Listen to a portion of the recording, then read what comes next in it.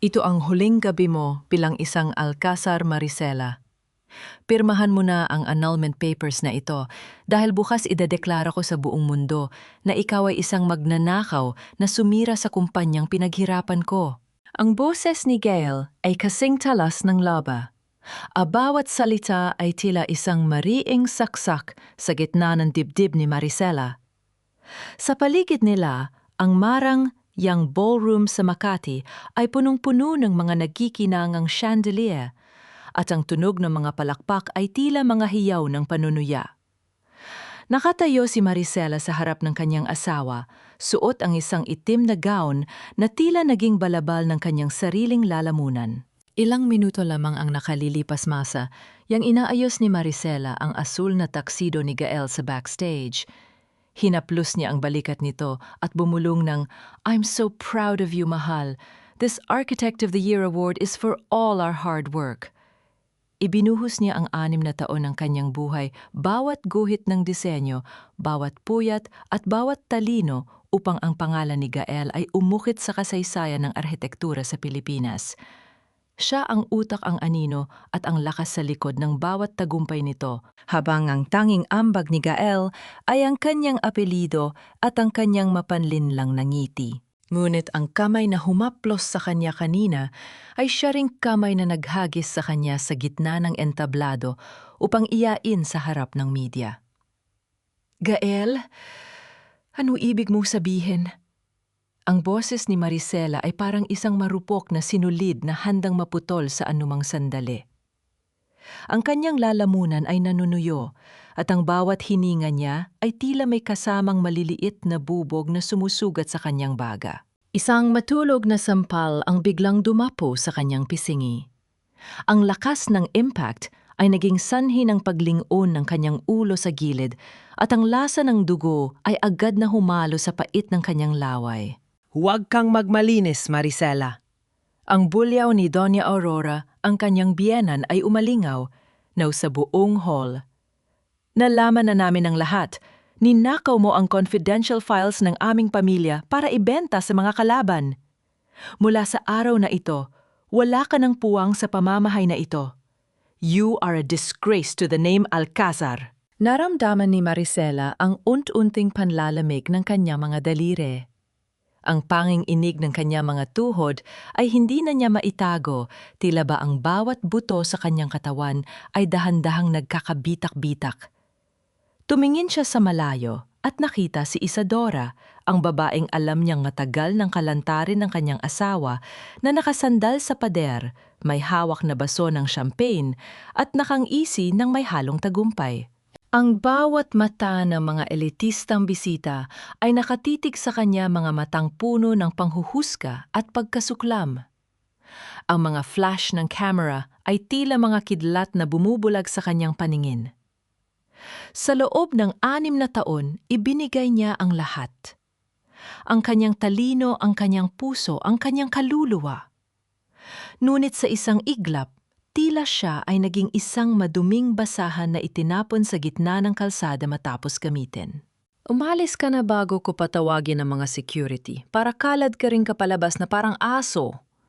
Malamig na utos ni Gael habang tinatalikuran siya upang tanggapin ang tropeong siya naman ang tunay na may-ari. Dahan-dahang humakbang paatras si Maricela. Ang bawat yabag ng kanyang sapatos sa makinis na sahig ay tila isang mabilis na pagtibok ng pusong naghihingalo. Nang marating niya ang bukana ng ballroom, sinalubong siya ng malakas na buhos ng ulan sa labas. Ang lamig ng gabi ay yumakap sa kanya, tila ba nakikiramay sa kanyang nag-iisang pusong durog na durog. Habang nakatayo sa ilalim ng ulan, hinawakan ni Maricela ang maliit na locket sa kanyang leeg, ang tanging bagay na hindi nila nakuha sa kanya. Sa loob niyon ay ang piraso ng papel na naglalaman ng orihinal na design codes ng proyekto ni Gael. Bakit ba laging ang mga taong handang magbigay ng lahat ang siya ring unang tinatalikuran ng tadhana? "Huwag ka nang umasa, Maricela. Ang mga files na hinahanap mo wala na sa akin. Ibinigay ko na ang lahat kay Gael dahil doon mas may kasiguraduhan ang kinabukasan ko." Ang boses ni Lourdes ay kasing pait ng apdong humahalo sa ulan habang nakatayo siya sa bukana ng kanyang apartment. Si Lourdes ang pinsang itinuring ni Maricela na kapatid ang taong pinag-aral niya sa kolehiyo at pinagkatiwalaan ng bawat sentimo ng kanyang kumpanya. Ngunit sa gitna ng kadiliman ng gabi, ang mukhang dati ay puno ng pasasalamat ay naging isang estrangrong punong-puno ng kasakiman.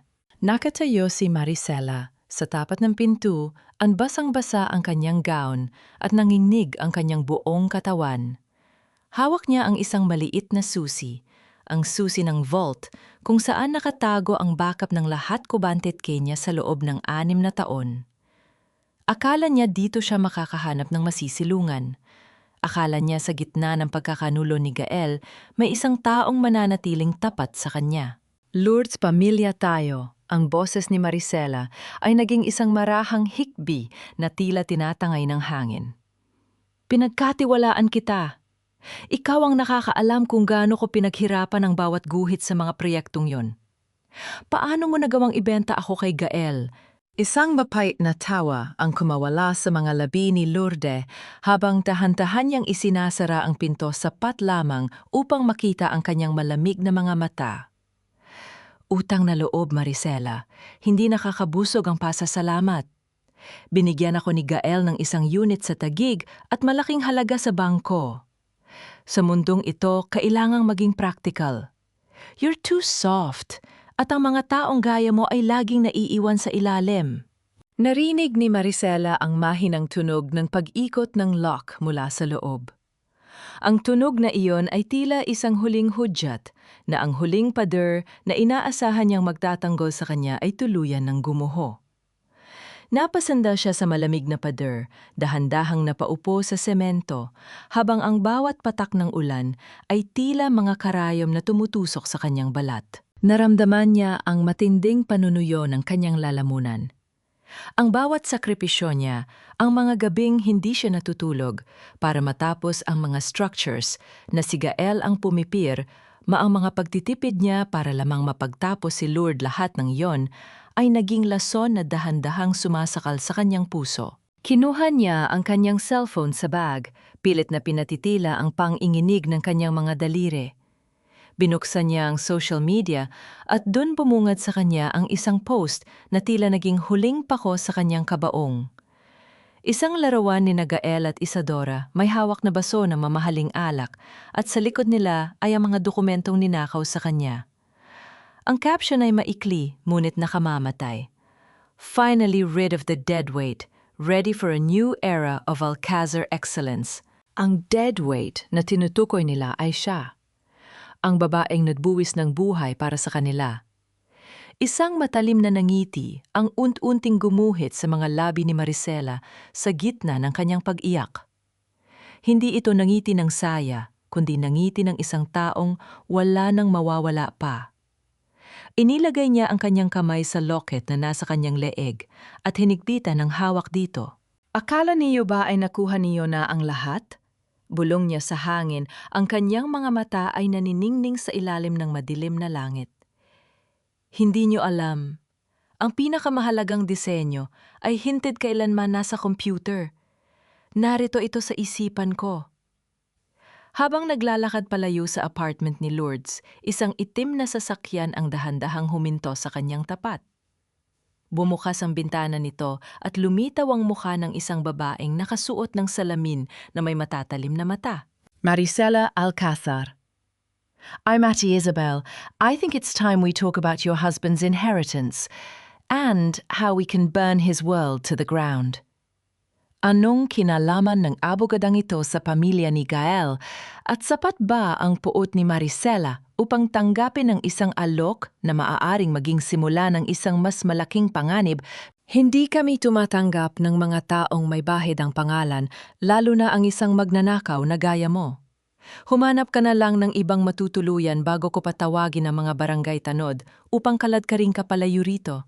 Ang mga salitang iyon ng may-ari ng isang maliit at madilim na boarding house sa kanto ng Pasay ay tila mga huling piraso ng semento na tumatabon sa hukay ni Maricela. Nakatayo siya sa tapat ng kupas na pintuang gawa sa kahoy, hawak ang nag-iisang bag na naglalaman ng kanyang pira-pirasong buhay. Ang marangyang gown na suot niya kanina sa Makati, ang damit na dapat ay simbolo ng kanyang tagumpay, ay ngayon ay punong-puno ng putik at amoy ng pagkatalo. Dahan-dahan niyang naramdaman ang mabilis na pagtibok ng kanyang puso sa kanyang lalamunan, tila isang ibon na pilit kumakawala sa isang masikip na hawla.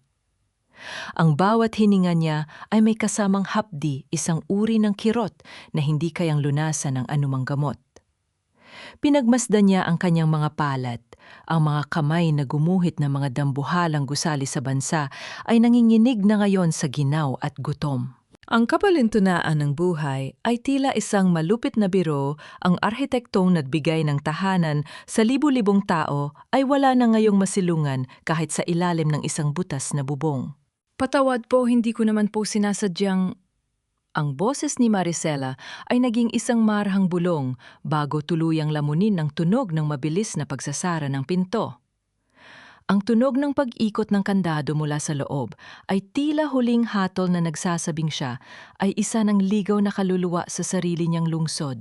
Napasandal siya sa malamig na pader ng eskinita, hinahayaan ng ulan na dahan-dahang hugasan ang mansa ng dugo sa kanyang pisngi mula sa sampal ni Doña Aurora. Ang bawat patak ng tubig ay tila isang marhang haplos na nagpapaalala sa kanya ng bawat sakripisyong itinapo niya sa altar ng pamilya Alcazar. Sa loob ng 6 na taon itinuring niyang kuta ang mansyon sa Forbes Park, ngunit ngayon ay nalaman niyang isa lamang pala itong magandang kulungan na gawa sa mga kasinungalingan. Mula sa isang maliit na tindahan sa tapat umalingaw, now ang tunog ng isang telebisyon. Napako ang paningin ni Maricela sa screen. Ang balita ay tungkol sa Alcazar Group of Companies. Nakita niya ang mukha ni Gael nagniningning sa ilalim ng mga spotlight. Katabi si Isadora na ngayon ay nakasuot ng familiar na brilyanteng hikaw, ang iyas na pamana sa kanya ng kanyang ina. Today, we welcome Isadora Santos as our new creative director. Ang masayang anunsyo ni Gail ay tila isang matalas na kutsil yung nadahan-dahang humihiwa sa kaluluwa ni Maricela. She is the true vision behind our upcoming projects. We have finally cleared the weeds that were holding us back. Naramdaman ni Maricela ang biglang panunuyo ng kanyang lalamunan. Ang bawat guhit, bawat sukat at bawat pangarap na binuo niya sa loob ng kanyang studio ay ibinigay na ngayon sa babaeng pumatay sa kanyang pagsasama.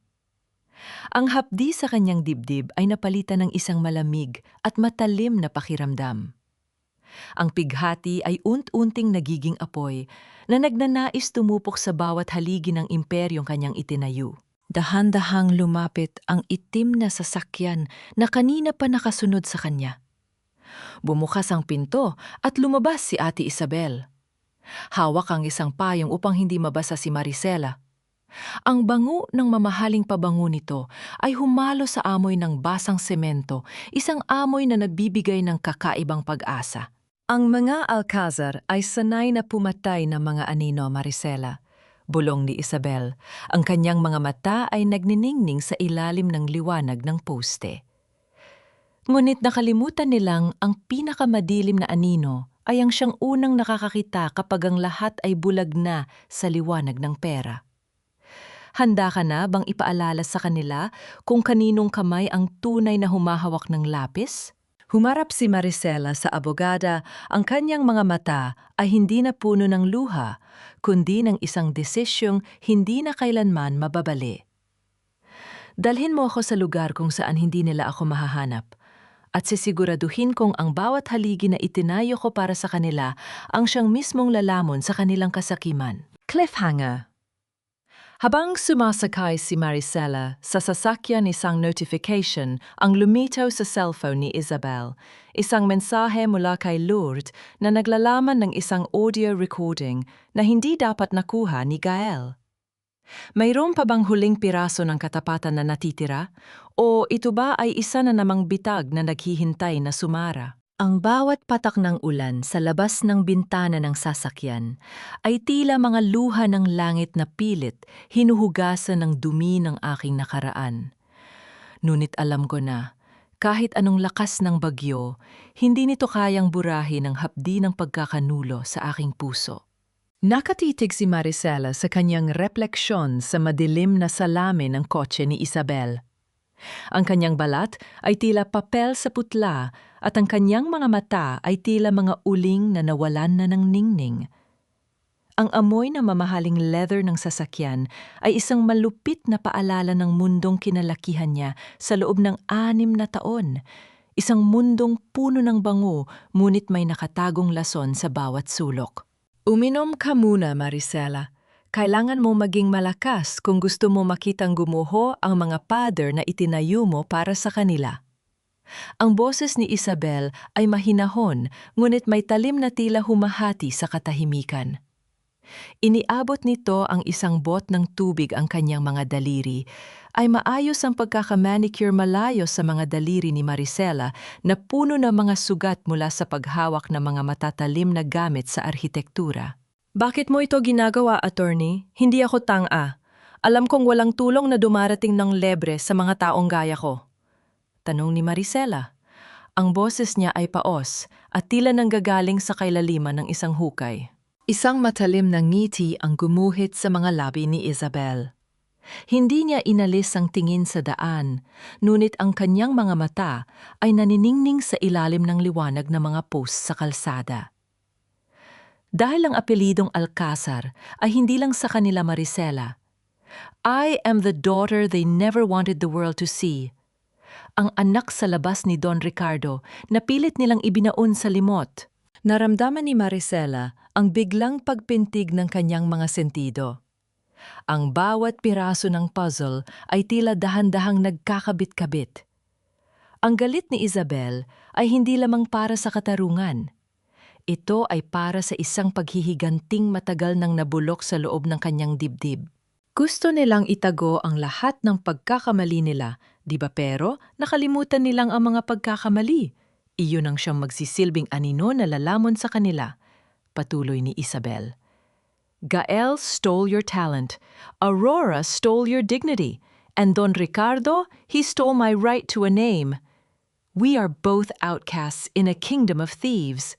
Huminto ang sasakyan sa harap ng isang maliit ngunit modernong gusali sa isang tago na bahagi ng Quezon City. Walang signboard, walang pangalan. Tanging isang pintuang gawa sa bakal na naghihintay na bumukas. Dito tayo magsisimula, sabi ni Isabel habang kinukuha ang kanyang cellphone. Pero bago ang lahat, kailangang marinig mo ito. Pinindot ni Isabel ang play button sa isang audio file. Ang boses ni Lourdes, ang boses na kanina lamang ay nagtaboy kay Maricela sa ulan, ay pumailan lang sa loob ng sasakyan. Sir Gael, nakuha ko na ang lahat ng encryption keys. Pero may isang file na hindi ko mabuksan. Ang file name ay Jasmine's Trap. Ano pang gagawin ko rito pa? Ramdam ko ay may alam na si Maricela bago pa natin siya pinalayas. Narinig ni Maricela ang malakas na pagtawa ni Gael sa kabilang linya ng recording. Huwag kang mag-alala, Lord. Maricela is too emotional to set a trap. Baka listahan lang yan ng mga pangarap niyang hindi kailanman matutupad. I-delete mo na yan at siguraduhin mong wala nang matitira sa kanya. Hinigpitan ni Maricela ang pagkuyom ng kanyang mga palad hanggang sa mabaon ng kanyang mga kuko sa balat. Ang panghinginig ng kanyang katawan ay hindi na dahil sa ginaw, kundi dahil sa isang uri ng galit na tila isang bulkang malapit ng sumabog. Jasmine's Trap, bulong ni Maricela, isang mapait na niiti ang dahan-dahang lumitaw sa kanyang mga labi. Hindi nila alam. Yon ang kaisa-isang file na hindi nila dapat binuksan. Cliffhanger. Habang bumababa si Maricela sa sasakyan, isang itim na van, ang biglang huminto sa dulo ng kalsada. Isang lalaking nakasuot ng uniforme ng pulis ang gumaba at may hawak na warrant. Ngunit ang pangalang nakasulat sa warrant ay hindi kay Gael, kundi kay Maricela para sa kasong arson at corporate espionage. Paano haharapin ni Maricela ang panibagong dagok na ito at sapat ba ang proteksyon ni Isabel upang hindi siya tuluyang mabulok sa likod ng rehas bago pa man magsimula ang kanyang paghihiganti buhay? Na ba ang ituring akong kriminal sa harap ng mundong ako ang nagbigay ng kulay at hugis, habang ang tunay na magnanakaw ay payapang natutulog sa malalambot na unan ng aking pinaghirapan? Ang boses ni Maricela sa loob ng kanyang isipan ay tila isang marahang bulong ng hangin sa gitna ng nagbabadyang unos. Nakatayo siya sa likuran ni Isabel, ang kanyang mga kamay ay nanginginig habang nakatingin sa papalapit na pulis. Ang malangig na liwanag ng mga streetlight ay tumatama sa warrant na hawak ng opisyal, tila isang puting bandila ng kanyang tuluyang pagsuko. Officer, bago niyo hawakan ang kliyente ko, siguraduhin niyo muna kung ang pirma sa warrant na yan ay hindi kasing peke ng danggal ng nag-utos sa inyo. Ang boses ni Isabel ay kasing talim ng labaha, walang bakas ng kaba. Humakbang siya sa harap ni Maricela, tila isang pader na bakal na hindi kayang tibagin.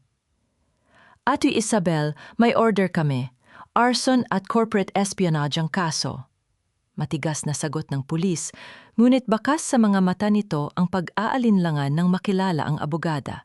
I am aware of the charges, and I am also aware na ang Branch 45 ay wala pang inilalabas na decision tungkol sa motion for arrest ni Gail Alcazar. Mabilis na sagot ni Isabel habang kinukuha ang kanyang tablet. Kung ipipilit niyo ito, I will file a case for unlawful arrest and harassment against you and your station before sunrise. Do you really want to risk your badge for a man who treats the law like his personal playground? Isang mahabang katahimikan ang namayani sa madilim na kalsada. Ang tanging maririnig ay ang mahinang pagpatak ng tubig mula sa mga dahon ng puno patungo sa semento. Pagkaraan ng ilang sandali, dahan-dahang ibinaba ng pulis ang kanyang kamay at tumalikod. Babalik kami, attorney. Siguraduhin niyo lang na hindi siya tatakas. Nang makaalis ang van, naramdaman ni Maricela ang biglang panghihina ng kanyang mga tuhod. Napahawak siya sa braso ni Isabel, ang kanyang hininga ay mabilis at mababaw. Huminga ka, Maricela. Inasahan ko na ang move na ito ni Doña Aurora. They want you scared. They want you hiding, bulong ni Isabel habang dahan-dahan silang pumasok sa loob ng gusali. Pagbukas ng pinto, isang malawak at maliwanag na silid ang bumungad sa kanya. Amoy ng sariwang pintura, bagong kahoy at bulaklak ng jasmine. May mga drafting table sa gitna, mga makabagong computer at isang malaking bintana na nakaharap sa mga bituin ng gabi. Welcome to Studio Jasmine, sabi ni Isabel. Dito hindi ka anino. Dito ikaw ang bawat guhit at bawat pundasyon. Dahan-dahang lumapit si Maricela sa isang drafting board. Hinaplos niya ang makinis na ibabaw nito.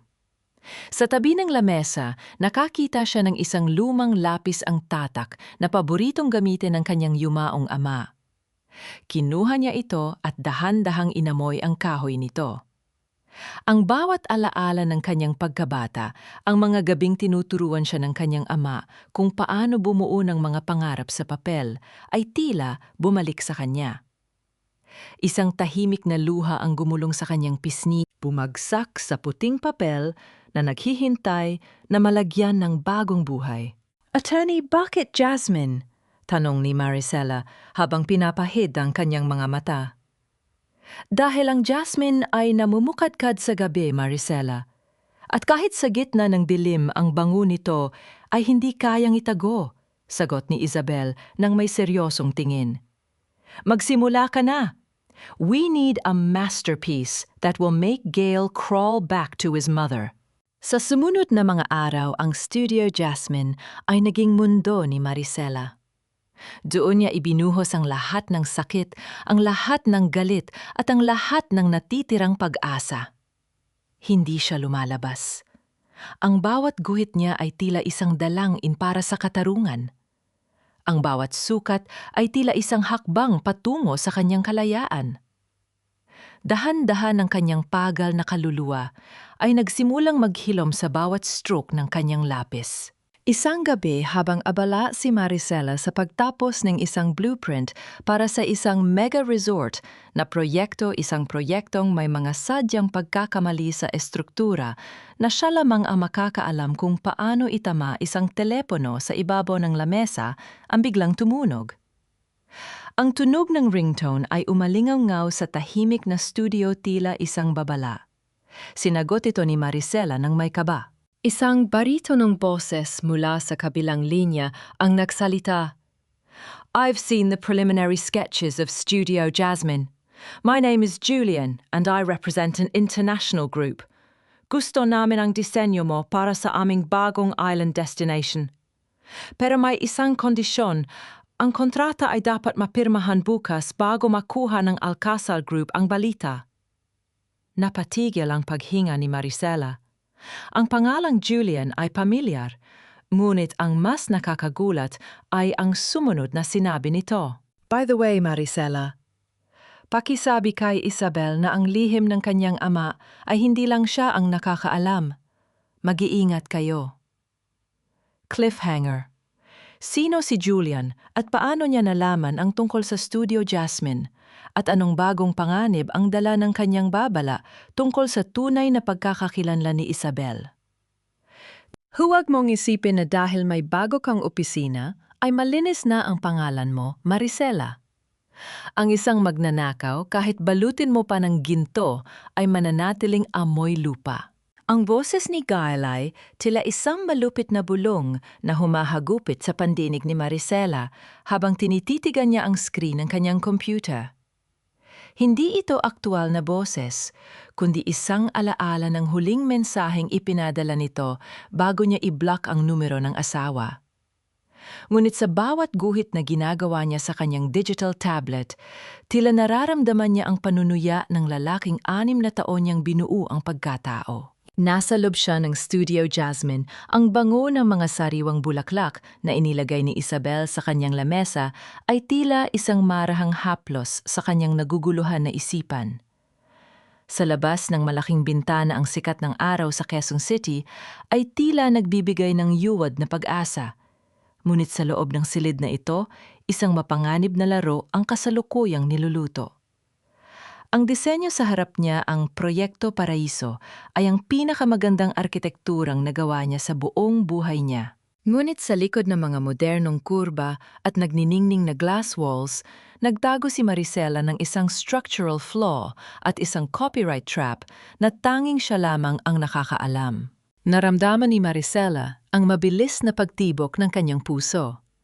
Ang kanyang mga daliri na dati ay nanging inig sa takot na yon, ay matatag na humahawak sa kanyang pen.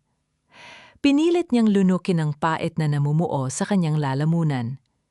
Ang bawat linyang ginuguhit niya ay tila isang hibla ng sapot na dahan-dahang ikinakabit para sa isang dambuhalang ahas.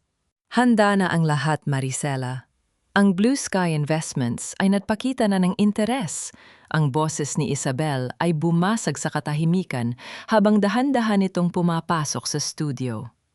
Ang bawat yabag ng kanyang sapatos sa makinis na sahig ay tila isang hudyat ng simula ng giyera. Tumingin si Maricela sa abogada. Sigurado ka ba nakakagat si Gael alam niyang wala akong pera para sa ganitong kalaking proyekto? Isang mapait na ngiti ang gumuhit sa mga labi ni Isabel. Masyadong malaki ang ego ni Gael para magduda. At si Isadora desperada na siyang patunayan na kaya niyang pantayan ang talino mo. Sa oras na makita nila ang mga sketches na ito sa dummy account na ginawa natin, iisipin nilang nakahanap sila ng ginto sa gitna ng basurahan. Dahan-dahang lumapit si Maricela sa bintana pinagmamasdan ang kanyang refleksyon. Nakita niya ang isang babaeng hindi na natatakot sa dilim. Ang bawat sakripisyo niya noon, ang pagpapakumbaba sa harap ni Doña Aurora, ang pagtitiis sa panlalait ni Isadora, ay naging mga laryo na ngayon ay ginagamit niya upang itayo ang kanyang sariling katarungan. Kinuha niya ang kanyang cellphone at pinuksan ang isang secret folder. Doon nakita niya ang isang notification. Isang taong mula sa loob ng Alcazar Group ang nag-download ng Proyekto Paraiso sa pamamagitan ng isang encrypted server. Ang IP address ay nagtuturo sa mismong opisina ni Gael sa Makati. Nakuha na niya ang pain, Isabel. Bulong ni Maricela, ang kanyang boses ay malamig at puno ng determinasyon. Mabuti, sagot ni Isabel habang inaayos ang kanyang salamin. Ngunit huwag mong kakalimutan ang babala ni Julian. Ang pangalang yon. May kinalaman yon sa nakaraan ng pamilya ko na pilit ibinabaon ni Don Ricardo. Kung sino man siya, alam niya ang bawat butas ng ating plano. Naramdaman ni Maricela ang isang kakaibang kilabot sa kanyang batok. Ang kataruang hinahanap niya ay tila may kasamang mga aninong hindi niya pa lubos na kilala. Isang malakas na tunog ng notification mula sa computer ang nagpalingon sa kanila. Isang email mula sa Alcazar Group ang pumasok sa publikong inbox ng Studio Jasmine. Ang nilalaman nito ay isang formal na imbitasyon para sa isang collaboration meeting para sa isang bagong mega resort.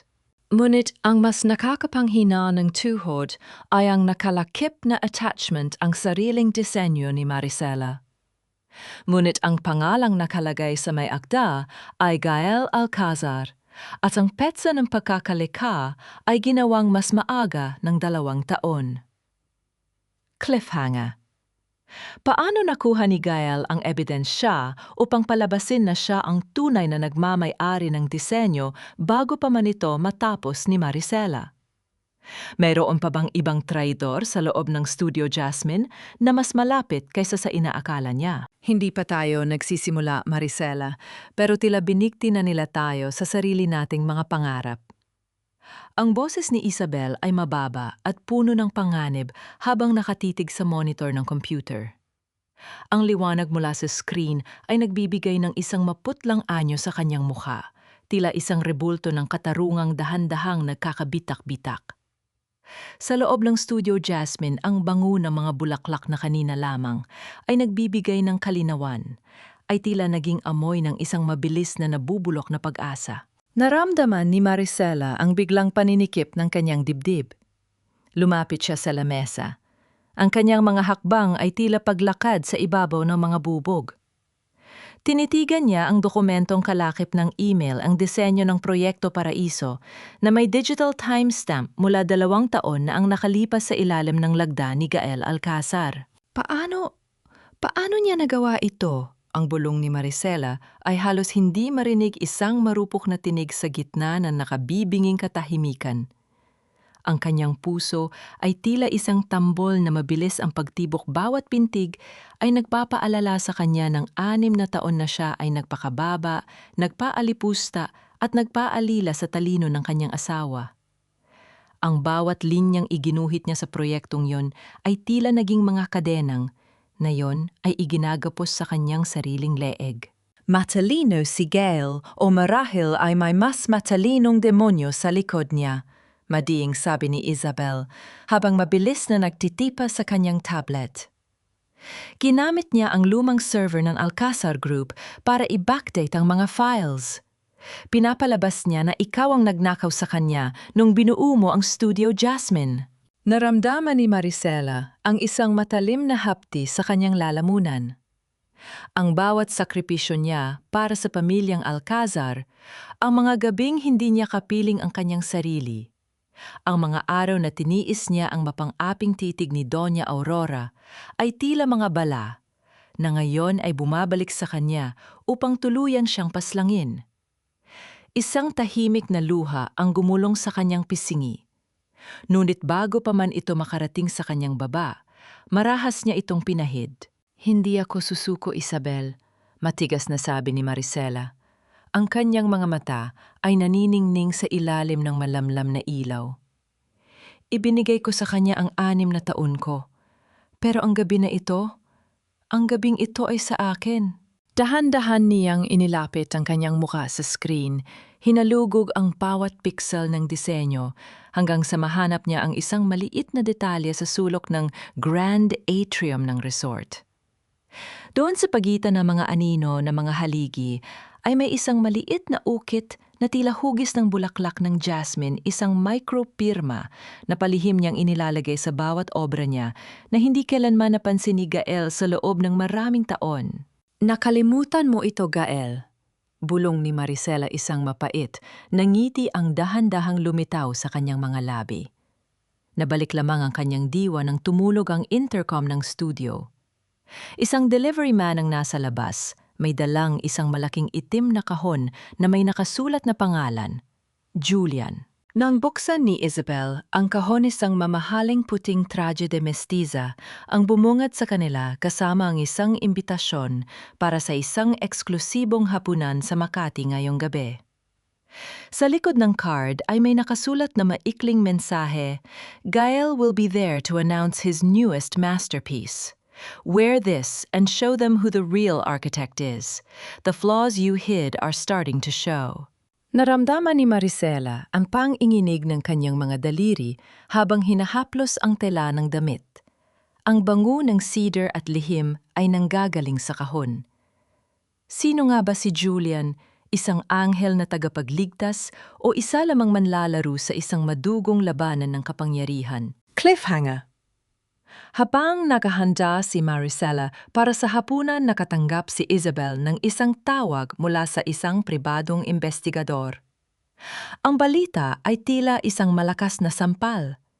Ang orihinal na marriage contract nina Maricela at Gael ay nawawala sa civil registry at may isang bagong dokumentong nagsasaad na si Gael ay legal na ikinasal kay Isadora 3 taon na ang nakalilipas sa ibang bansa. Sino ang tunay na asawa at sino ang tunay na magnanakaw sa kwentong ito? Isang pirma lang, Gael, at ang mansyong iyon ay magiging mitsa ng ating tuluyang pagyaman, habang ang babaeng iyon ay nabubulok sa sarili niyang mga pangarap. Ang tinig ni Doña Aurora ay kasing tajim ng talim ng gunting na pumutol sa huling hibla ng tiwala ni Maricela. Sa loob ng isang madilim na sulok ng engrandeng hotel sa Makati, hindi alam ng mag-ina na ang bawat salita nila ay dumadaloy sa pandinig ni Maricela sa pamamagitan ng isang maliit na mikroponong itinanim ni Isabel sa loob ng silid. Nakatayo si Maricela sa tapat ng bintana ng kabilang suite, suot ang puting trahe de mestiza na bigay ni Julian. Ang tela nito ay malamig sa balat, ngunit ang apoy sa kanyang dibdib ay sapat na upang malusaw ang kahit anong ginaw. Naririnig niya ang marahang kalansing na mamahaling panulat ni Gael habang kinikiskis ito sa papel. Ang bawat hagupit ng tinta sa dokumento ay tila mga latay sa likuran ni Maricela. Siguraduhin mo lang, ma, na hindi ito tatalbog. Ang pirma ni Maricela rito, mukhang totoo ba? Ang tanong ni Gael ay puno ng kaba, ngunit hinaluan ng nakakasulasok na kasakiman. Huwag kang mag-alala, anak, tugon ni Doña Aurora, at sa isipan ni Maricela ay nakikita niya ang mapang-aping ngiti ng matanda. 6 na taon nating pinag-aralan ng bawat galaw niya. Ang pirma niya ay pag-aari na rin natin gaya ng kanyang talino. Gamit ang loan na ito, mababayaran natin ang lahat ng utang ng Alcazar Group at ang mansyon na yon magiging collateral ito para sa iyong bagong buhay kasama si Isadora. Naramdaman ni Maricela ang biglang paninikip ng kanyang lalamunan. Naalala niya ang mga gabing, hinihimas niya ang mga paa ni Doña Aurora tuwing sumasakit ang rayuman nito. Naalala niya ang mga sakripisyo niya upang tawaging mama ang babaeng na yon ay malamig na nagnanakaw ng kanyang kinabukasan. Ang bawat mano po na ibinigay niya ay tila naging mga sampal na bumabalik sa kanya ngayon. Attorney, bulong ni Maricela. Ang kanyang boses ay nanginginig sa gitna ng dilim. Pinepeke nila ang pirma ko para isang laang mansyong ako ang bumili. Paano nila nagagawa yon sa harap ng Diyos? Lumapit si Isabel sa kanya. Ang liwanag mula sa tablet ay nagbibigay ng kakaibang kislap sa kanyang mga mata. Dahil para sa kanila, Maricela, ang Diyos ay ang pera. At ang bawat dokumentong pinapirmahan nila ngayon ay ang mismong magiging rehas ng kanilang kulungan. I've already recorded the session. Our forensic team is ready to prove the forgery. Ngunit sa kabila ng katarungang inihahanda ni Isabel ang balita tungkol sa nawawalang marriage contract, ay tila isang dambuhalang bato na nakadagan sa dibdib ni Maricela. Kung legal na ikinasal si Gael kay Isadora, 3 taon na ang nakalilipas, ibig sabihin ay isang malaking dula lamang ang bawat gabi na magkatabi sila sa kama. Ang bawat "mahal kita" ay isang kasinungalingang kasing dumi ng putik sa kalsada. Hinarap ni Maricela ang salamin. Inayos niya ang kanyang buhok at tinitigan ang kanyang sariling mga mata. Wala na ang takot. Ang babaeng naroon ay handa nang sumabak sa huling digmaan. "Handa na ako, Isabel," matatag na sabi ni Maricela. "Isuot na natin ang maskara ng tagumpay. Hayaan nating isipin nila na nakuha na nilang lahat bago ko tuluyang hilahin ang lupa sa ilalim ng kanilang mga paa." Habang papalabas sila ng suite, isang pamilyar na bango ang dumaan sa pasilyo, ang bango ng pabango ni Isadora. Nakita ni Maricela ang babae sa dulo ng hall na kasuot ng mga hiyas na dapat ay sa kanya masayang tumatawa habang kausap ang isang lalaking nakatalikod. Cliffhanger nang lumingon ang lalaking kausap ni Isadora na bitawan ni Maricela ang kanyang clutch bag. Hindi ito si Gael. Ang lalaking iyon ay si Julian, ang taong nagpadala sa kanya ng damit at ng akong tutulong sa kanya. Ano ang tunay na ugnayan ng kanyang tagapagligtas at ng babaeng sumira sa kanyang pamilya? Ang pinakamasakit na uri ng lason ay ang nagmumula sa kamay na humahaplos sa iyo dahil hindi mo malalaman na ikaw ay unti-unti nang pinapatay hanggang sa hindi ka na makahinga.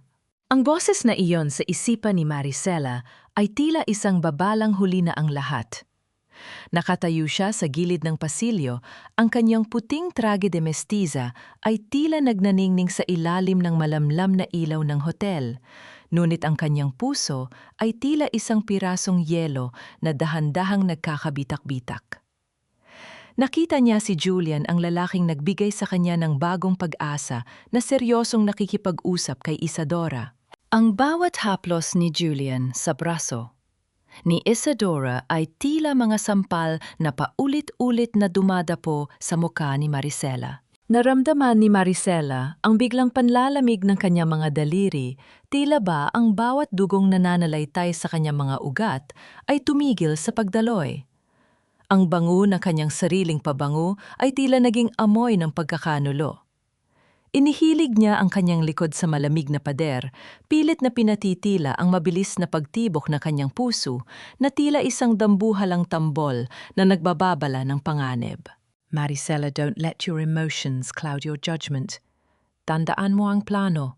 Ang bulong ni Isabel sa kanyang tabi ay tila nanggagaling sa kabilang mundo. "Attorney, nakikita mo ba yan? Magkasabot ba sila?"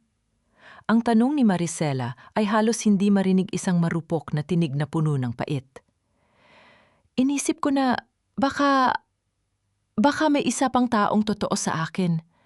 Pero lahat pala sila may kanya-kanyang laro." Bago pa man makasagot si Isabel, nakita ni Maricela ang pagdaan ni Lourdes, ang pinsang nagbenta sa kanya papunta sa restroom.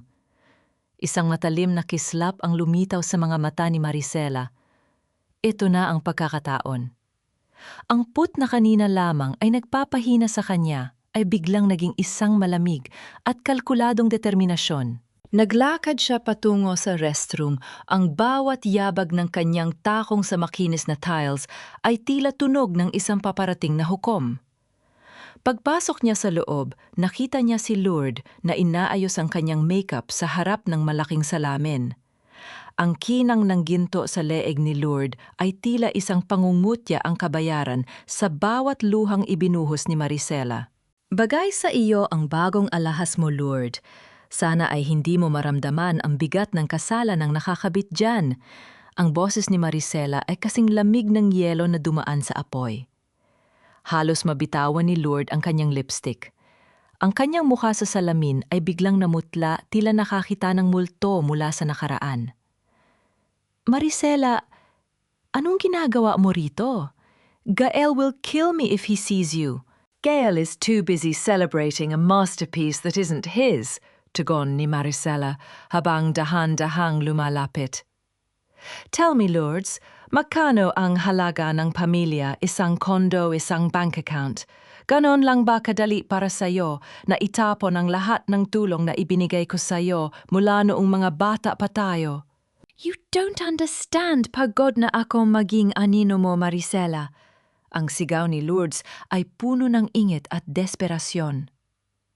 Lagi kang magaling, lagi kang matalino, habang ako tagabilang lang ng pera mo. Binigyan ako ni Gael ng pagkakataong maging ako ang password. Maliit na bagay lang yun kumpara sa buhay na ibinigay niya sa akin. Dahan-dahang kinuha ni Maricela ang kanyang cellphone mula sa bulsa ng kanyang damit. Isang maliit na pulang ilaw ang nagniningning dito, isang senyal, na ang bawat salita ni Lord ay kasalukuyang na-i-record. Salamat sa pag-amin, Lord. Dahil sa sinabi mo, mas napadali ang trabaho ni Isabel. Isang mapait na ngiti ang gumuhit sa mga labi ni Maricela. Lalabas na sana siya na biglang bumukas ang pinto at pumasok si Julian. Ang kanyang mga mata ay naniningning sa hindi maipaliwanag na emosyon. Mabilis niyang hinawakan ng braso ni Maricela. Ang init ng kanyang palad ay tila isang banta sa gitna ng lamig. Maricela, kailangan nating mag-usap. Hindi lahat ng nakikita mo ay totoo. Ang boses ni Julian ay mababa at nagmamadali. Hinarap siya ni Maricela. Ang kanyang mga mata ay nag-aapoy sa galit. Bitawan mo ako, Julian. O baka gusto mo isumbong ko sa bago mong kaibigan na si Isadora na narito ka? Cliffhanger. Habang nagpupumiglas si Maricela, isang malakas na sigaw ang narinig mula sa ballroom. Security May, pumasok na impostor. Ang boses ni Gael ay umalingaw, nasa buong hotel. Sa isang iglap, pinalibutan sila ng 3 armadong lalaki. Ngunit ang mas nakakapanghina ng tuhod ay ang nakitang hawak ni Julian sa kanyang kabilang kamay. Ang orihinal na marriage contract ni na Maricela at Gael na matagal nang nawawala. Ngunit ang pangalang nakalagay sa dulo ay hindi Maricela kundi isang pangalang magpapabago sa lahat ng alam niya. Ang katotohanan ay tila isang malupit na salamin. Sa sandaling mabasag ito, ang bawat piraso ay dahan-dahang humihiwa sa iyong huling hininga ng pag-asa. Ang mga yabag ng sapatos ng mga security guard sa makinis na tiles ng hotel ay tila mabilis na martsa ng tadhana patungo sa kinaroroonan ni Maricela. Naramdaman niya ang malamig na pawis na gumagapang sa kanyang likuran habang nakatitig sa papel na hawak ni Julian. Ang kanyang lalamunan ay tila sinasakal ng isang hindi nakikitang kamay at ang bawat tibok ng kanyang puso ay naging isang mabigat na pasanin sa loob ng kanyang dibdib. Ano ito, Julian? Sino ang nakapangalan dyan? Ang boses ni Maricela ay naging isang marupok na bulong, punong-puno ng takot na baka ang huling taong pinagkakatiwalaan niya ay siya ring nagbaon sa kanya sa hukay. Dahan-dahang inilapit ni Julian ang dokumento sa kanya. Ang tinta ay itim at matalim, at ang pangalang nakasulat sa ilalim ng asawa ni Gael ay hindi Maricela, kundi si Isadora Santos. At ang petsa, 3 taon bago pa man maganap ang kasal ni na Maricela at Gael sa simbahan. Si Isadora, siya ang legal na asawa, bulong ni Maricela habang ang paligid niya ay tila dahan-dahang umiikot. Ang 6 na taon ng kanyang pagsasakripisyo, ang bawat gabi na inisip niyang siya ang reyna ng tahanan ni Gael ay isang malaking dula lamang. Siya ang tunay na kabit sa mata ng batas at ang kumpanyang itinayo niya ay nakapangalan sa isang lalaking ang buong pagkatao ay isang kasinungalingan. Biglang bumukas ng malakas ang pinto ng restroom hall at pumasok si Gael, kasunod si Isadora at ang mga armadong security. Isang mapang-uyam na tawa ang kumawala sa mga labi ni Gael habang inaayos niya ang kanyang mamahaling tuxedo. Nakita mo na ba ang katotohanan, Maricela, o baka kailangan mo pa ng magnifying glass para makita kung gaano kakawalang halaga?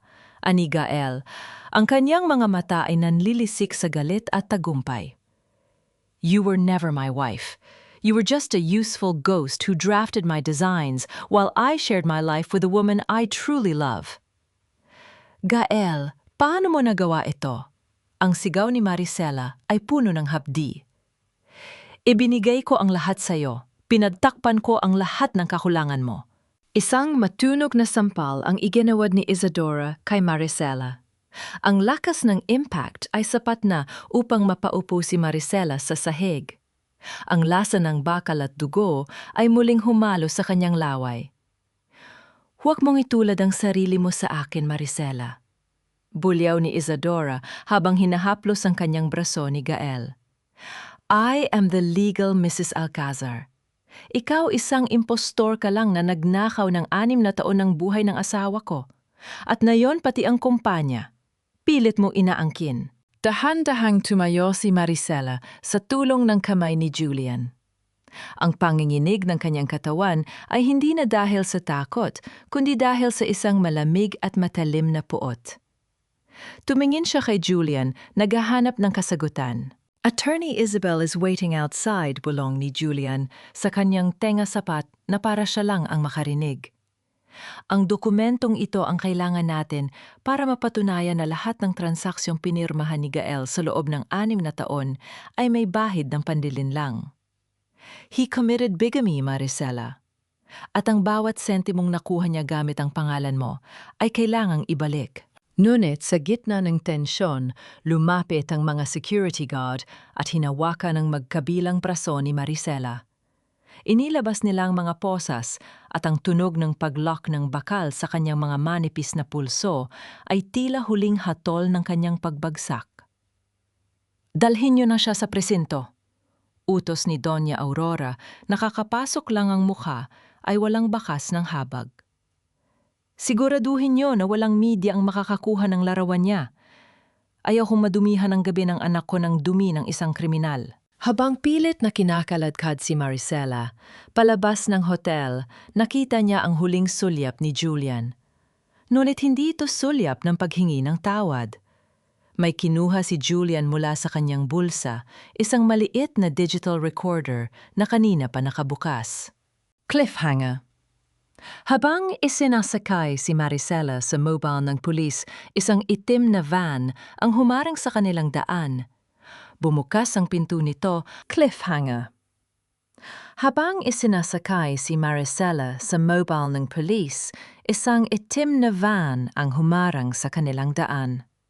Bumukas ang pinto nito at lumabas ang isang lalaking matagal nang hindi nakikita sa Makati, ang ama ni Gael na si Don Ricardo, na ayon sa balita ay matagal nang pumanaw.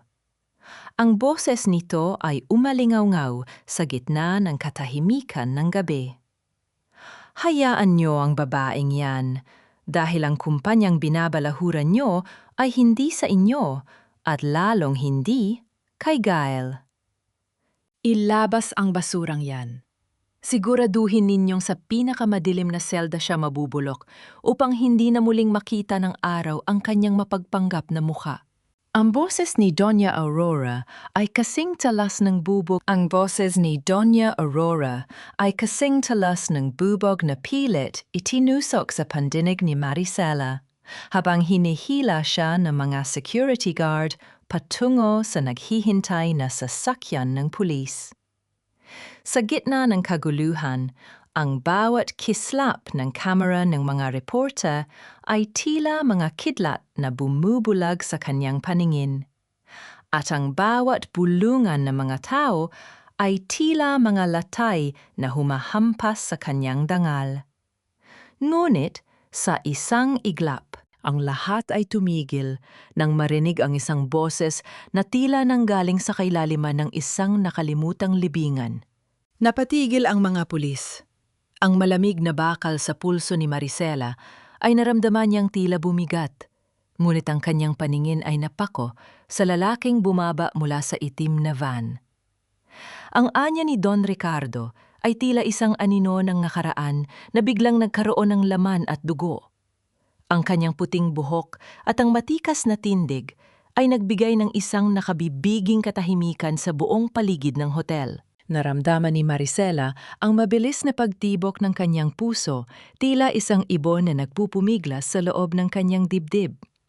Ang lalamunan niya ay nanuyo at ang bawat hininga niya ay may kasamang pait ng hindi maipaliwanag na gulat. Sa loob ng 2 taon, naniwala ang lahat na pumanaw na ang patriarch ng mga Alcazar sa isang aksidente. Ngunit heto siya nakatayo at tila handang lalamunin ang bawat kasinungaling ang itinayo ng kanyang sariling asawa at anak. Ricardo, hindi ito maaari. Patay ka na. Ang tili ni Doña Aurora ay pumiyok sa tindi ng takot. Ang kanyang mukha ay naging kasing puti ng porselana. Masyado kang nagmamadali, Aurora. Akala niyo ba ay ganun kadaling ilibing ang katotohanan kasama ang mga shares na ninakaw niyo sa akin? Ang boses ni Don Ricardo ay mababa, ngunit puno ng otoridad na tila yumanig sa mga haligi ng hotel. Bitiwan niyo ang babaeng yan. Si Maricela ang nag-iisang arkitekto ng Alcazar Group at siya ang tanging taong may karapatang nanindigan sa gabing ito. Dahan-dahang lumapit si Julian kay Maricela at inalalayan siyang makatayo ng tuwid. Sa mga sandaling yon, ang takot ni Maricela ay napalitan ng isang malamig at kalkuladong determinasyon. Ang bawat sakripisyo niya sa loob ng 6 na taon, ang mga gabing, wala siyang tulog, ang mga pagtitipid at ang paglunok sa lahat ng panlalait ay tila nagkaroon ng bagong kahulugan. "Salamat, Papa!" bulong ni Maricela, ang kanyang boses ay nanginginig sa emosyon. "Huwag ka munang magpasalamat, anak. Dahil ang laban ay hindi rito matatapos," sabi ni Don Ricardo habang tinititigan ng matalim si Gael. "Pupunta tayo sa Boracay. Doon natin ipakikita sa buong mundo kung sino ang tunay na nagmamay-ari ng Proyekto Paraiso." Makalipas ang ilang araw, ang sikat ng araw sa Boracay ay tila nagbibigay ng huwad na kapayapaan sa gitna ng nagbabadyang unos. Ang malawak na stage na itinayo sa harap ng nagniningning na asul na dagat ay punong-puno ng mga international investors at media.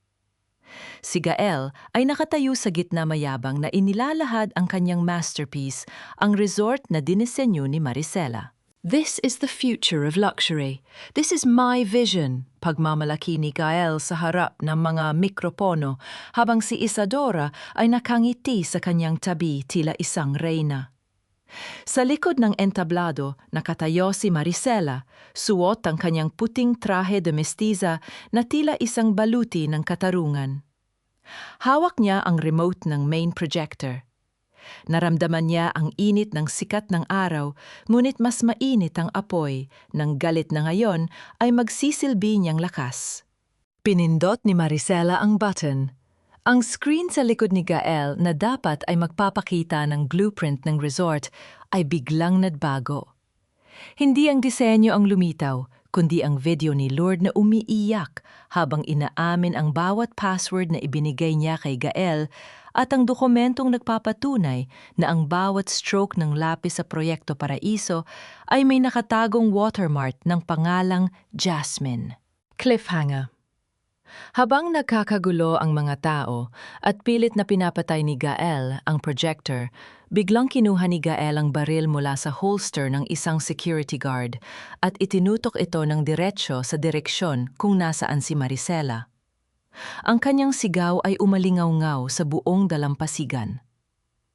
"Kung hindi mapapasa akin ang kumpanyang ito, sisiguraduhin kong wala ring matitira sa iyo, Maricela." Iputok mo, Gael. Ipakita mo sa buong mundo kung gaano kaduwag ang lalaking 6 na taon kong itinayo mula sa wala. Ang boses ni Maricela ay kasing lamig ng aserong dumaan sa yelo. Walang bahid ng takot, walang bakas ng pag-aalinlangan. Nakatayo siya sa gitna ng entablado, ang puting trahe de mestiza ay sumasayaw sa ihip ng hangin ng Boracay, tila isang anghel na handang harapin ang kamatayan para sa katotohanan. Sa harap niya si Gael ay isang anino ng kanyang dating sarili. Ang kanyang mga mata ay dilat sa kabaliwan. Ang kanyang mga kamay ay nanginginig habang nakatutok ang baril sa dibdib ng babaeng nagbigay sa kanya ng lahat. Naramdaman ni Maricela ang mabilis na pagtibok ng kanyang puso, hindi dahil sa takot na mamatay, kundi dahil sa matinding pait na nanunuot sa kanyang lalamunan. Ang amoy ng pulbura at alat ng dagat ay humahalo sa kanyang bawat hininga. Tinitigan niya ang dulo ng bakal, ang bagay na magtatapos sa kanyang buhay. At sa likod nito ay nakita niya ang mukha ni Gael. Ang mukhang hinaplos niya gabi-gabi, ang mukhang pinangakuan niya ng katapatan, na ngayon ay naging mukha ng isang halimaw na nilikha ng sarili niyang kabaitan. You think you're so smart, Maricela. You think you can just take everything away from me? Ang bulyaw ni Gael ay punong-puno ng desperasyon. Ang kanyang boses ay pumiyok sa gitna ng katahimikan ng dalampasigan. I am the face of Alcazar. I am the architect. Ikaw, isang pangalan ka lang sa papel na matagal ko nang binura. Gael, ibaba mo ang baril na yan. Huwag mong dagdagan ang kasalanan mo sa akin at sa pamilyang binuo natin. Isang matikas na boses ang pumailan lang mula sa gilid ng stage. Dahan-dahang humakbang si Don Ricardo, ang kanyang muka ay seryoso at puno ng lungkot ng isang amang nabigo sa kanyang anak. Sa likuran niya ang mga tauhan ng NBI at mga pulis ay dahan-dahang pinalilibutan ng buong area. Ang mga investors na kanina ay nakaupo ng maayos, ay ngayon ay nagkakagulo pilit na nagtatago sa ilalim ng mga lamesa habang ang mga flash ng camera ay patuloy na kumikislap tila mga saksi sa isang madugong trahediya. Naramdaman ni Maricela ang isang marahang haplos sa kanyang balikat. Si Julian yon, na kahit sa gitna ng panganib ay hindi umalis sa kanyang tabi. Ang init ng presensya ni Julian ay tila isang baluti na nagbibigay sa kanya ng lakas na manatiling nakatayo ng tuwid. Ibaba mo ang baril, Gael. It's over, malamig na sabi ni Julian. Lahat ng transaksyong pinirmahan mo, lahat ng perang inilipat mo sa account ni Isadora at ang bigamy case na isinampa namin, wala ka ng matatakbuhan. Sa isang iglap tila, nawala ng lakas si Gael. Ang kanyang mga balikat ay bumagsak at ang baril ay dahan-dahang dumulas mula sa kanyang mga daliri hanggang sa tumama ito sa sahig nang walang anumang tunog kundi ang paglapat sa carpet. Mabilis na sumugod ang mga pulis upang pusasan siya.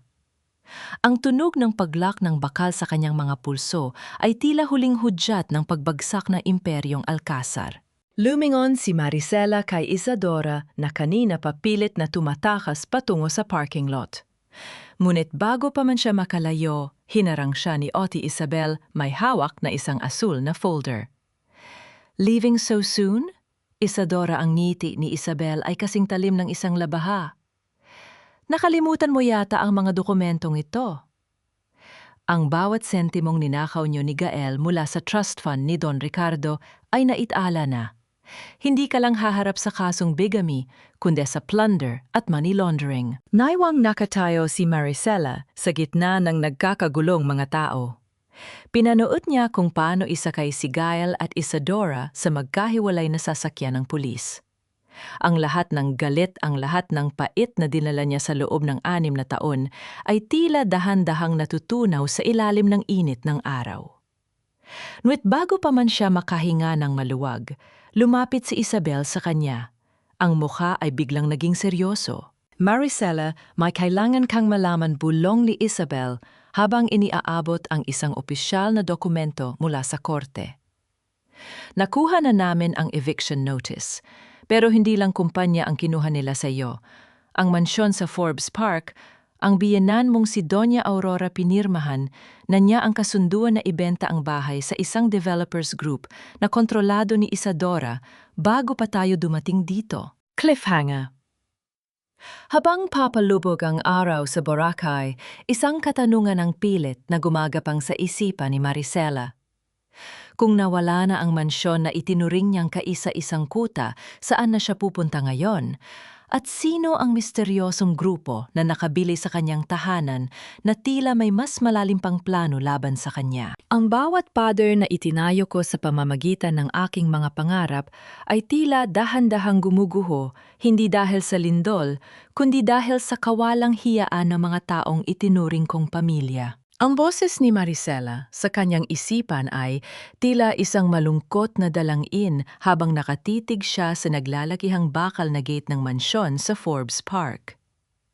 Pagbalik nila mula sa Boracay, hindi ang mainit na yakap ng tahanan ang sumalubong sa kanya, kundi ang malamig na kadena at ang mga bagong mukha ng mga security guard na hindi niya kilala. Ang mansyong binili niya gamit ang sariling dugo at pawis bago pa man niya makilala ang mga Alcazar ay tila naging isang estrangerong lugar sa kanyang paningin. Naramdaman ni Maricela ang panginginig ng kanyang mga kamay. Ang bawat tibok ng kanyang puso ay tila isang mabilis na tambol na nagbababala ng mas malalim na pagkakanulo. Ang amoy ng basang lupa matapos ang ulan ay humahalo sa pait ng kanyang lalamunan. "I'm sorry, ma'am, but we have strict orders. Wala na po kayong karapatang pumasok dito." Ang boses ng gwardya ay walang bahid ng emosyon, kasing tigas ng sementong kinatatayuan nito. "Only mula kanino? Akin ang lupang ito. Akin ang bahay na ito." Ang sigaw ni Maricela ay pumailan lang sa tahimik na subdivision punong-puno ng pighati. Biglang bumukas ang pinto ng mansyon at lumabas si Doña Aurora. Nakasuot ang matanda ng kanyang mama, haling seda tila, isang reynang nagmamasid sa kanyang nasasakupan kahit na ang kanyang anak ay kasalukuyang nasa likod ng rehas. May hawak siyang baso ng wine at isang mapang-aping ngiti ang gumuhit sa kanyang mga labi. "Huwag ka nang mag-eskandalo rito, Maricela." Nakakahiya sa mga kapitbahay, ang boses ni Doña Aurora ay kasing talas ng labaha. "The sale is final. Ang Black Onyx Holdings na ang may-ari ng property na ito. Binayaran na nila ang lahat ng utang na iniwan mo sa kumpanya. Consider this my way of cleaning up your mess." Utang? Anong utang? Ang sinasabi niyo, ang tanong ni Maricela, ay halos isang bulong na lamang. Dahil sa gulat, dahan-dahang lumapit si Isabel, hawak ang kanyang tablet. Ang kanyang muka ay seryoso at ang kanyang mga mata ay naniningning sa galit. "Maricela, nakita ko ang records. Pinirmahan ni Aurora ang mga dokumento bilang authorized representative ng Alcazar Group gamit ang isang wad na board resolution. Pinagsama-sama nila ang personal mong ari-arian sa corporate assets ng kumpanya para maibenta ito ng mabilisan." Naramdaman ni Maricela ang biglang panunuyo ng kanyang lalamunan. Ang bawat alaala niya sa loob ng bahay na yon, ang bawat sulok kung saan siya ng arap ay tila dahan-dahang nilalamon ng isang madilim na anino. Humakbang siya palapit sa gate, ang kanyang mga daliri ay humawak sa malamig na bakal. Isang golden moment ang dumaan sa kanyang isipan, naalala niya ang kanyang ama na nagsasabing, "Ang tunay na tahanan, anak, ay hindi gawa sa bato, kundi sa danggal na hindi kayang tibagin." "Hindi niyo ito pag-aari, Aurora," sigaw ni Maricela, ang kanyang boses ay muling nagkaroon ng lakas. "Ang mansyong ito ay paraphernal property ko. Hindi ito kasama sa kahit ano kasunduan ng Alcazar Group. You committed fraud at sisiguraduhin kong pati ikaw ay susunod sa anak mo sa kulungan." Isang matunog na tawa ang isinukli ni Doña Aurora. "Subukan mo, Maricela, but for now you are homeless. Bakit hindi ka muna matulog sa gilid ng kalsada? Bagay naman sa'yo ang amoy ng usok at putik." Sa gitna ng tensyon, isang marang, yang itim na sasakyan ng dahan-dahang, huminto sa likuran ni Maricela at Don Ricardo. Ang bintana nito ay dahan-dahang bumaba, inilalantad ang mukha ng isang lalaking hindi nila inaasahang makita. Ito ang kinatawan ng Black Onyx Holdings. Nang lumabas ang lalaki, tila tumigil ang pag-ikot ng mundo ni Maricela. Hindi ito isang stranger. Ito ang dating head accountant ng kanyang sariling studio na si G. Mendez, ang taong biglang naglaho nung nakaraang taon, bitbit ang ilang mahahalagang dokumento. G. Mendez, bulong ni Maricela. Isang matalim na ngiti ang ibinigay ng lalaki. "Long time no see, Maricela. Salamat sa titulo ng lupa na iniwan mo sa vault mo noon. Napakinabangan namin ito ng maayos." Cliffhanger. Habang nakatitig si Maricela kay G. Mendez, may napansin siyang isang babaeng nakaupo sa likuran. Nang sasakyan, isang babaeng nakatakip ang muka ng itim na bilong. Nuwit ang suot na singsing ay pamilyar na pamilya kay Maricela. Ito ang singsing na ibinigay ni Don Ricardo sa kanyang tunay na asawa. Sino ang babaeng ito na tila siyang tunay na utak sa likod ng Black Onyx Holdings? Akala mo ba, Maricela, sapat na ang katotohanan para manalo sa mundong ito? Ang katotohanan ay para lamang sa mga taong may sapat na salapi upang baluktutin ang katarungan. At sa gabing ito, ikaw ay pulubi na lamang sa harap ng aming kapangyarihan. Ang boses ni G. Mendez ay kasing lagkit ng langis na dahan-dahang tumatabon sa huling pag-asa ni Maricela. Nakatayo siya sa labas ng sarili niyang bakuran, ang puting damit ay basang-basa na ng ulan at ang kanyang mga paa ay tila nakabaon na sa putika ng Forbes Park. Sa harap niya, ang sasakyang itim ay tila isang dambuhalang kabaong na naglalaman ng mga sikretong pilit niyang hinuhukay. Ang bawat salita ni Mendez ay tila isang mariing saksak sa kanyang dibdib, pinapaalala sa kanya na ang tiwalang ibinigay niya noon ay naging mitsa ng kanyang sariling pagkawasak. Naramdaman ni Maricela ang unti-unting panlalamig ng kanyang mga daliri, tila ba ang bawat dugong na analaytay sa kanyang mga ugat ay nagiging yelo sa tindi ng pait. Ang kanyang lalamunan ay nanunuyo at ang bawat hininga niya ay tila may kasamang maliliit na bubog na sumusugat sa kanyang bag. Napatingin siya sa bintana ng sasakyan sa babaeng nakabelo na tila isang anino ng kamatayan. Ang singsing sa daliri nito, isang antigong ruby na pinalilibutan ng mga brilyante, ay nagniningning sa dilim, tila isang mapanghusgang mata na nakatitig sa kanyang pagkatalo. Bumaba ka riyan, ipakita mo ang mukha mo. Ang sigaw ni Maricela ay naging isang basag na hiyaw na tinangay ng malakas na ihip ng hangin. Dahan-dahang bumukas ang pinto ng sasakyan. Isang pares ng mamahaling sapatos na itim ang unang tumapak sa basang semento. Ang babaeng bumaba ay may tindig na tila isang reyna at nang dahan-dahan nitong itaas ang belo, naramdaman ni Maricela ang biglang pagtigil ng pag-ikot ng mundo. Hindi ito si Isadora. Hindi rin ito isang estranggero. Ito ay si Elena, ang ina ni Isabel, at ang babaeng matagal nang inakala ng lahat na nagpakamatay dahil sa kahihiyang idinulot ni Don Ricardo 20 taon na ang nakalilipas. Elena, ang bulong ni Don Ricardo mula sa likuran ni Maricela ay punong-puno ng pang-ininig at pagsisisi. Buhay ka. Buhay ako, Ricardo.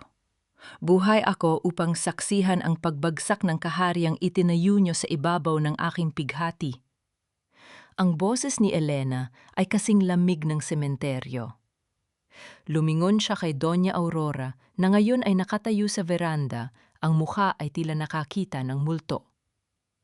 Aurora, akala mo ba ay sapat na ang pera mo para patahimikin ang isang pusong ninakawan mo ng danggal ang Black Onyx Holdings? Ay hindi pag-aari ni Mendez. Ito ay sa akin. At ang bawat dokumentong pinirmahan mo kanina, hindi yon para sa pagbebenta ng mansyon. Yon ay isang pag-amin ng lahat ng iyong panlilinlang na dinala mo sa loob ng 2 dekada. Naramdaman ni Maricela ang biglang pagpintig ng kanyang mga sentido. Ang bawat sakripisyo niya sa loob ng 6 na taon, ang pagtitiis sa panlalait ni Aurora, ang pagtatrabaho ng walang pahinga para sa mga Alcazar, ay tila nagkaroon ng bagong kulay. Ang katarungan ay hindi pala dumarating sa parang inaasahan natin. Minsan ito ay dumarating sa anyo ng isang aninong, naghintay ng tamang panahon upang sumingil. Mabilis na lumapit si Isabel sa kanyang ina, ang kanilang mga mata ay nagtagpo sa isang tahimik na kasunduan. Inabot ni Elena ang isang maliit na folder kay Maricela, isang folder na naglalaman ng orihinal na titulo ng mansyon na hindi kailanman nagalaw ni Mendez. Iyong-iyo na ito, Maricela, bulong ni Elena habang hinahawakan ang nanginginig na kamay ng arkitekto.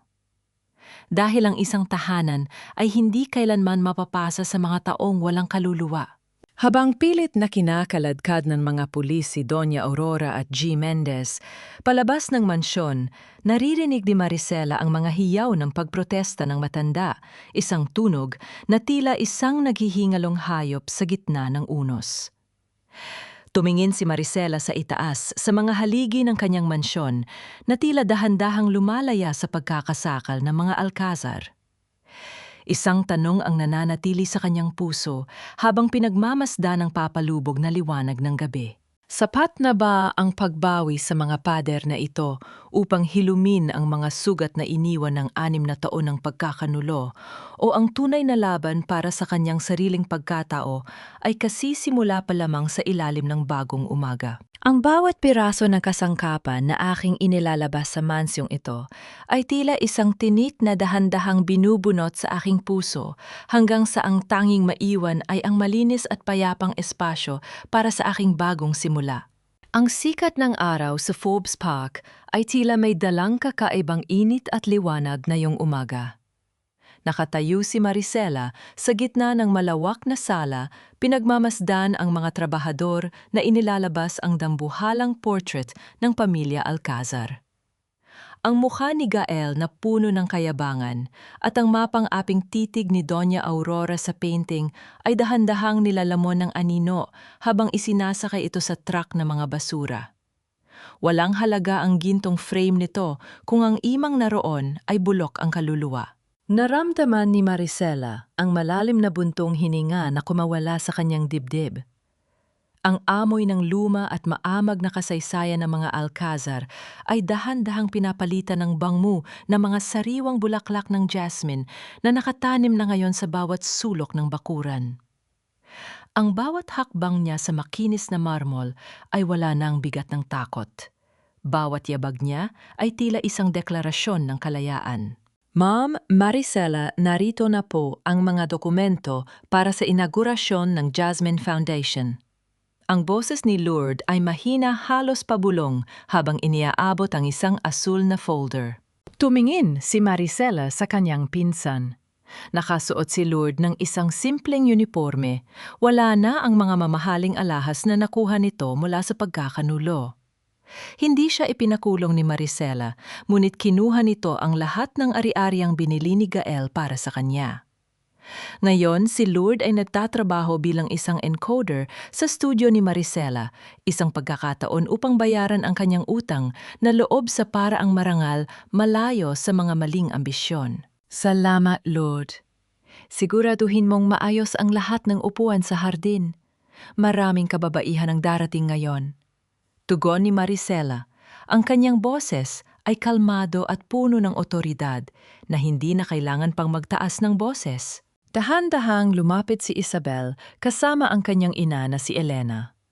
Ang dalawang babae ay tila mga aninong muling nabuhay sa ilalim ng liwanag. Gusto ka raw makita ni Gael, Maricela. Nagpadala siya ng sulat mula sa kulungan.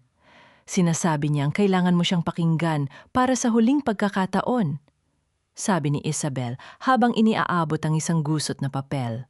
Naramdaman ni Maricela ang panandaliang paghinto ng kanyang paghinga, ngunit mabilis din itong lumipas.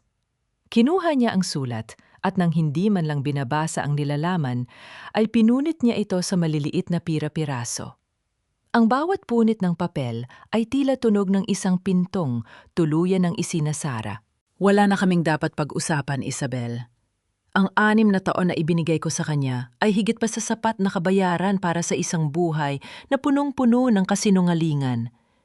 Matatag na sabi ni Maricela habang pinapanood ang mga pira-pirasong papel na tinatangay ng hangin patungo sa basurahan. Hinarap ni Maricela ang malaking bintana na nakaharap sa kalsada. Nakita niya ang isang grupo ng mga kababaihan na dahan-dahang pumapasok sa gate.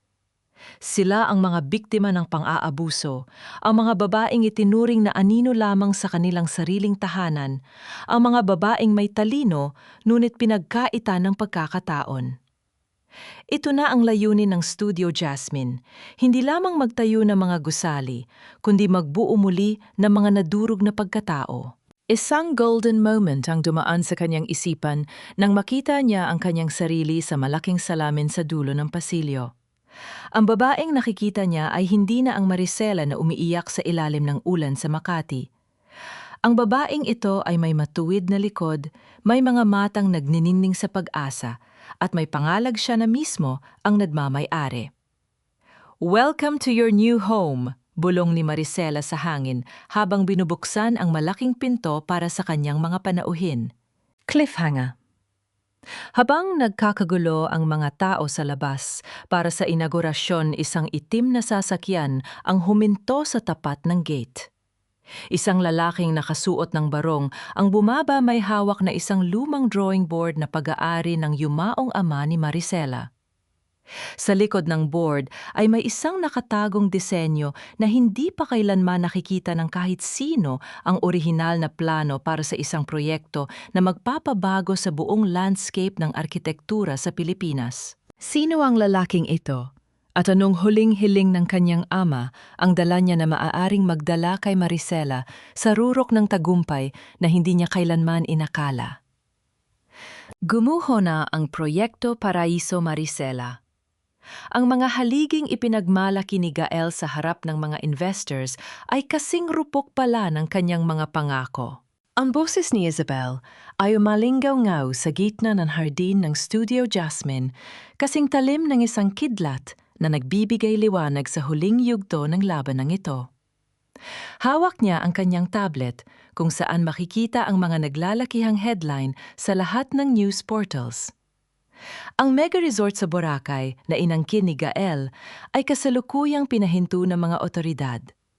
Ang structural flaw na palihim na inukit ni Maricela sa bawat guhit ng blueprint ay natuklasan na ng mga international safety auditors. Walang sinuman ang makakapag-ayos nito, kundi ang tunay na arkitekto, ang babaeng pilit nilang binura sa kasaysayan. Naramdaman ni Maricela ang marahang ihip ng hangin sa kanyang muka, amoy ng mga bulaklak ng jasmine at ang alat ng tagumpay. Nakatayo siya sa harap ng lalaking may hawak ng drawing board ng kanyang ama. Nang dahan-dahang tanggalin ng lalaki ang takip nito, tila tumigil ang pagtibok ng puso ni Maricela. Doon sa ilalim ng lumang kahoy ay nakatago ang huling obra maestra ng kanyang tatay, ang Luntian Sanctuary. Hindi lamang ito isang gusali. Ito ay isang plano para sa isang komunidad na sadyang idinisenyo para sa mga taong walang boses at walang tahanan. Ipinatago ito ng iyong ama sa akin bago siya mawala, Maricela. Ang boses ng matandang lalaki ay puno ng panginginig at respeto. Sabi niya, ibigay ko lamang ito sa iyo kapag ang sarili mong mga disenyo ay sapat na, ang tatag upang palitan ang mga pader na kasinungalingan. Ngayon, handa ka na. Dahan-dahang hinaplos ni Maricela ang mga linyang iginuhit ng kanyang ama. Ang bawat stroke ng lapis ay tila isang marahang haplos sa kanyang pagal na kaluluwa. Naramdaman niya ang init ng sikat ng araw sa kanyang likuran, isang init na hindi na nakakapaso, kundi tila isang yakap ng pagkilala. Sa loob ng 6 na taon, itinuring siyang anino, isang kagamitang pwedeng hiramin at itapon. Pero ngayon, sa harap ng lahat ng mga kababaihang naroon siya na ang tumatayong pundasyon. Mula sa malayo narinig ang tunog ng mga sirena ng pulis. Hindi ito para kay Maricela, kundi para kay Isadora. Ang ulat ni Isabel ay naging mabilis. Nahuli si Isadora sa airport bitbit ang mga peking dokumento ng kumpanya at ang natitirang pera ng Alcazar Group. Ang reynang mapagpanggap ay dinala sa Parehov kung nasaan ang lalaking naging mitsa ng kanyang kasamaan. Hinarap ni Maricela ang mga panauhin. Tinitigan niya ang bawat mata ng mga babaeng biktima ng pang-aabuso na ngayon ay tinitingala siya. Wala nang panginginig sa kanyang boses. Ang bawat salita niya ay kasing buo ng isang dambuhalang haligi. Sa loob ng mahabang panahon, hinayaan nating iba ang gumuhit ng ating tadhana. Simula ni Maricela, ang kanyang boses ay pumailan lang sa buong Forbes Park, sapat na lakas upang marinig ng bawat aninong nagtatago sa dilim. Ibinigay natin ang ating talino, ang ating puso at ang ating pangalan para sa mga taong hindi marunong magpahalaga.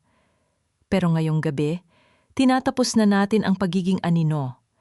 Mula sa mga abo ng Alcazar, itatayo natin ang isang kuta na hindi kayang tibagin ng kahit anong pagkakanulo. Ako si Maricela at ito ang aking tunay na obra maestra.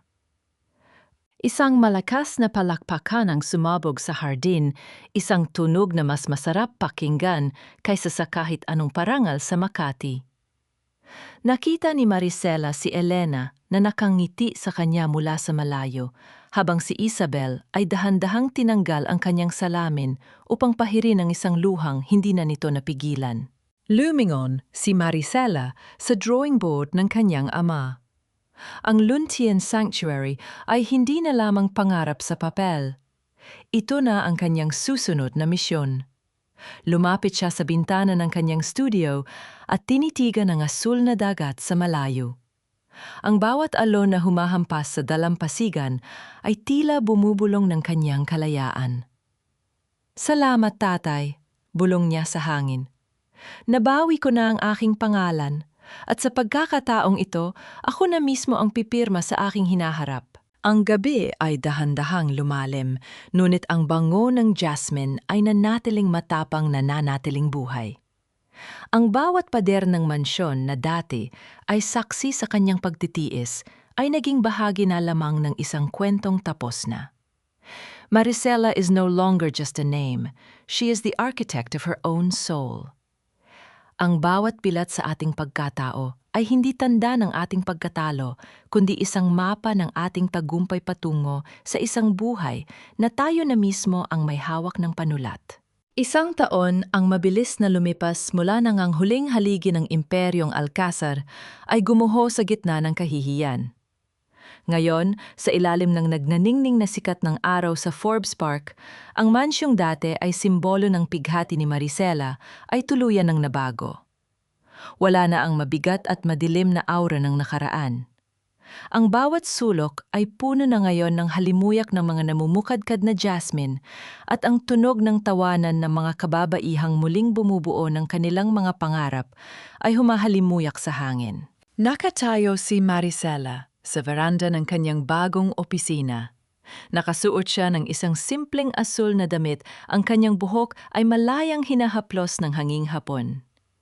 Hawak niya ang isang tasa ng tsa at sa kanyang tabi ay ang orihinal na drawing board ng kanyang ama, ang board na naging saksi sa kanyang muling pagsilang bilang si Maricela Valderrama. Dahan-dahang lumapit si Isabel, may dalang isang asul na folder.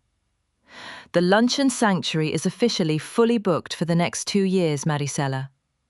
Ang mga International Awards Council ay nagpadala na rin ng kumpirmasyon.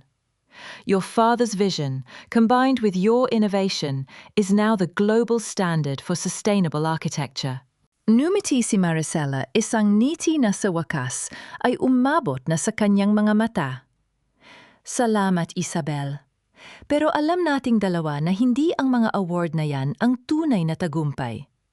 Ang makita ang mga babaeng gaya ni Lourdes na natututong tumayo sa sarili nilang mga paa, iyon ang aking tunay na obra maestra." Napatingin si Maricela sa malayo sa dako kung nasaan ang mga rehas na nakukulong kay Gael at Isadora. Nabalitaan niyang patuloy pa rin ang mga kaso laban sa kanila at ang kayamanan ng mga Alcazar ay tuluyan ng naubos sa mga legal fees at pambayad sa mga biktima ng kanilang panlilinlang. Si Doña Aurora naman ay nananatili sa isang maliit na pasilidad mag-isa at pilit na binubuo ang mga pira-pirasong alaala ng kanyang nawalang karangyaan. "Napatawad mo na ba sila?" tanong ni Isabel, ang kanyang boses ay puno ng kuryosidad. Huminga ng malalim si Maricela. "Ang pagpapatawad ay hindi para sa kanila, Isabel. Ipinatawad ko na ang aking sarili dahil hinayaan kong maging anino sa loob ng 6 na taon. Pinalaya ko na ang galit ko sa kanila dahil doon ko lang tunay na mababawi ang aking katahimikan. Hindi ko na sila kailangang kamuhian dahil para sa akin sila ay bahagi na lamang ng isang kwentong tapos na." Naramdaman ni Maricela ang kapayapaang dahan-dahang bumabalot sa kanyang puso. Ang bawat luhang ibinuhos niya sa ilalim ng ulan sa Makati ay naging tubig na nagpatubo sa isang harden ng pag-asa. Wala na ang takot. Wala na ang pag-aalinlangan. Ang arkitektong dati ay nagtatago sa anino, ay ngayon ay nagniningning na sa ilalim ng sariling niyang liwanag. Tumingala siya sa langit at nakita ang unang bituin na sumisibol sa gitna ng dapit hapon. "Nabawi ko na ang lahat, tatay," bulong niya sa hangin. "Nabawi ko na ang aking pangalan, ang aking dangal, at higit sa lahat, ang aking sarili."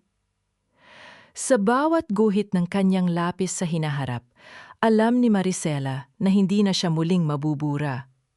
Dahil ang isang pundasyong itinayo sa katotohanan at pagmamahal sa sarili ay kailanman ay hindi kayang itumba ng kahit anong bagyo. Ang gabi ay dahan-dahang lumalim, ngunit sa loob ng Studio Jasmine, ang liwanag ng bagong simula ay mananatiling nagniningning magpakailanman.